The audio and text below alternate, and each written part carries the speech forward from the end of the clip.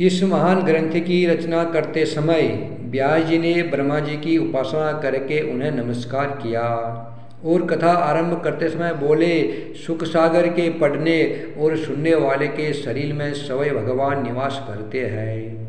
सुख सागर कल्प वृक्ष रूपी वेद का फल है, जिसे सुखदेव जी ने मनुष्य मात्र के कल्याण के लिए पृथ्वी पर अपने मुख में प्रकट किया है। एक समय सब ऋषि मुनि इकट्ठे होकर यज्ञ कर रहे थे। उस समय सूत जी वहां पर पधारे। तब मुनियों ने उनका आदर सत्कार करते हुए कहा, हे मुनि श्रेष्ठ, आपने तो संसार को कल्याण का मार्ग दिखाया है। अब हमें भी श्री कृष्ण जी की लीला कथा सुनाइए। कलयुग में यही कथा अंधेरे को प्रकाश में बदल सकती है। सूत जी ने मुनियों के मुंह से यह शब्द सुने तो खुश होकर प्रेम से बोले, आप लोग धन्य हैं जो ऐसी आशाएं मन में रखते हो। हम उन सुखदेव जी को प्रणाम करते हैं जो बिना यज्ञोपवीत संस्कार के ही बालक के रूप में घर से वन की ओर चले गए और व्यास जी उनके पीछे भागे। उस समय उन्होंने वृक्षों में विलीन हो व्यास जी को उपदेश दिया, यह संसार झूठा है, यहाँ पर न कोई पुत्र है, न पिता है, न माता है। यह बात सुनकर के व्यास जी का मोह दूर हो गया। हम सब मिलकर के महर्षि सुखदेव जी को प्रणाम करते हैं। सूत जी बोले, हे महामुनियों, जब पहली बार ब्रह्मा जी ने सृष्टि को रचने की इच्छा प्रकट की तो 5 अद्भुत 11 इंद्रियों से पुरुष रूप धारण किया।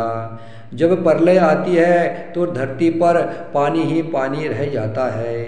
फिर भगवान योग निद्रा में शेष शैया पर सो जाते हैं। उस समय उनकी नाभि से कमल और कमल से ब्रह्मा जी पैदा होते हैं।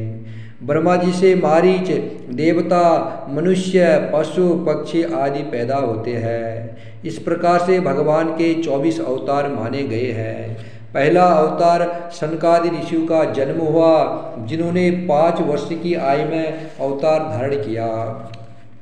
दूसरे अवतारों में 12 बनकर के पाताल से पृथ्वी को लेकर के आए।